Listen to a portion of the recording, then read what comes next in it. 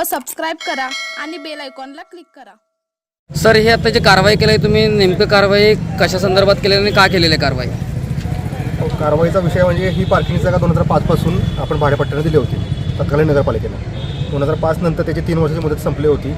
त्यानंतर काउन्सिलमध्ये ठराव झाला होता, मुदतवाढ वेळोवेळी दिली होती त्यांना। 2015मध्ये 2019मध्ये ह्या जागेचा आपण ताबा पालिकेस मिळावा म्हणून कोर्टामध्ये याचिका दाखल करण्यात आली होती, जिल्हा कोर्टामध्ये।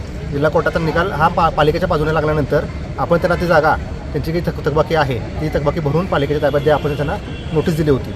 नोटीसचा 7 दिवसाचा कालावधी पूर्ण झाला तरी देखील त्यांनी ती जागा आपल्या पालिकेच्या ताब्यात दिलेली नाही।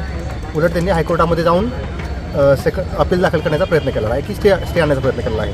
हायकोर्टाकडून अजून कुठलाही मनाई आदेश आपल्याला पालिकेला आलेला नाही, प्राप्त झालेला नाही। त्या अनुषंगानं ह्या जागेची जवळजवळ भाडेपट्टी आणि घरपाळा हा मिळून जवळजवळ 6 लाखाची रक्कम थकबाकी आहे, जी जागाच्या भाडेपट्ट्यादारानं महापालिकेला भरणं अपेक्षित होतं, वेळेत भरणं अपेक्षित होतं।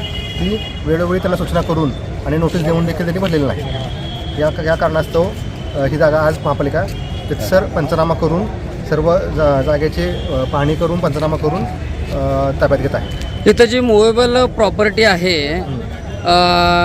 ती लोकांना कदाचित हलवायला वेळ लागेल, त्या संदर्भात तुम्ही काय नियोजन केलेलं आहे का, किंवा लोकांना तसं काय आव्हान करणार आहात का? संदर्भात आम्ही आमचे इस्टेट विभागाचा एक कर्मचारी, अतिक्रमण विभागाचा एक कर्मचारी आणि आता जे भाडेपट्टाधारक आहेत त्यांचे जे कर्मचारी इथं आहेत त्यांना आम्ही इथंच थांबवणार आहे संध्याकाळी। आज ज्या गाड्या ज्या टू व्हीलरवाल्यांनी ज्या पावत्या करून गाड्या आतमध्ये लावलेल्या आहेत त्यांच्या गाड्या आम्ही थांबवून ठेवणार नाही, ते आम्ही सोडून देणार आहे। उद्याही देखील ही कारवाई केली जाईल। उद्या सकाळी की लोकांना आम्ही अजून आवाहन करतो आहे की त्यांच्या ज्या गाड्या असतील तर त्यांनी आज आणि उद्या दुपारपर्यंत सर्व गाड्या इथून हलवाव्यात। उद्या दुपारनंतर ती कायमस्वरूपी आम्ही पुढील आदेश होईपर्यंत, आयुक्तांच्या पुढील आदेश होईपर्यंत आम्ही ती सील करणार आहे। पाहत राहा इचलकरंजीहून प्रवीण हांडे, इंडियाचा आवाज।